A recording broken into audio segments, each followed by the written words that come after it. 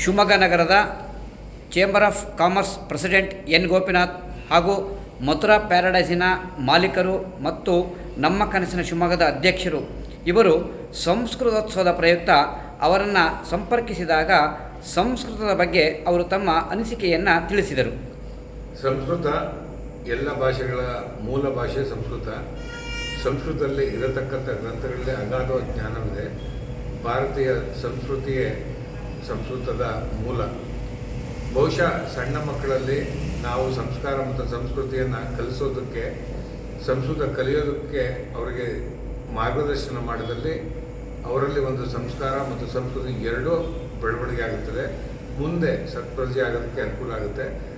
ಯಾವುದೇ ವಿದ್ಯಾಭ್ಯಾಸ ಈಗಿನ ಒಂದು ರಿಸರ್ಚ್ ಪ್ರಕಾರ ಹಲವಾರು ಟೆಕ್ನಾಲಜಿಗೆ, ಹಲವಾರು ವಿಜ್ಞಾನ ಸಂಬಂಧಪಟ್ಟಂಥ ವಿಷಯಗಳಿಗೆ ಬೇಕಾದಂತಹ ಸೊಲ್ಯೂಷನ್ಸು ಸಂಸ್ಕೃತದಲ್ಲಿ ಇದೆ, ಸಂಸ್ಕೃತ ಗ್ರಂಥಗಳಲ್ಲಿದೆ.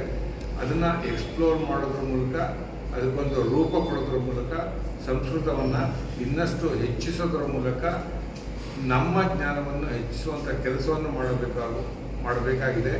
ಈ ರೀತಿಯಲ್ಲಿ ಸರ್ಕಾರಗಳು ಇದಕ್ಕೆ ಒತ್ತು ಕೊಟ್ಟು ಸಂಸ್ಕೃತ ಬೆಳೆಸೋ ನಿಟ್ಟಿನಲ್ಲಿ ಕಾರ್ಯಪ್ರವೃತ್ತ ಆಗೋ ರೀತಿಯಲ್ಲಿ ಅಥವಾ ಕಾರ್ಯಪ್ರವೃತ್ತ ಆಗಿರುವಂತಹ ಸಂಸ್ಥೆಗಳಿಗೆ ಸಹಾಯ ಮಾಡೋದ್ರ ಮೂಲಕ, ಸಹಕಾರ ಮಾಡೋದ್ರ ಮೂಲಕ ಸಂಸ್ಕೃತ ಮತ್ತು ಜ್ಞಾನವನ್ನು ಹೆಚ್ಚಿಸುವ, ಭಾರತ ಹಿರಿಮೆಯನ್ನು ಹೆಚ್ಚಿಸುವಂಥ ಕೆಲಸ ಮಾಡಬೇಕು ಅಂತೇಳಿ ನಾನು ಈ ಸಂದರ್ಭದಲ್ಲಿ ಹೇಳೋದಕ್ಕೆ ಇಚ್ಛೆಪಡ್ತೇನೆ.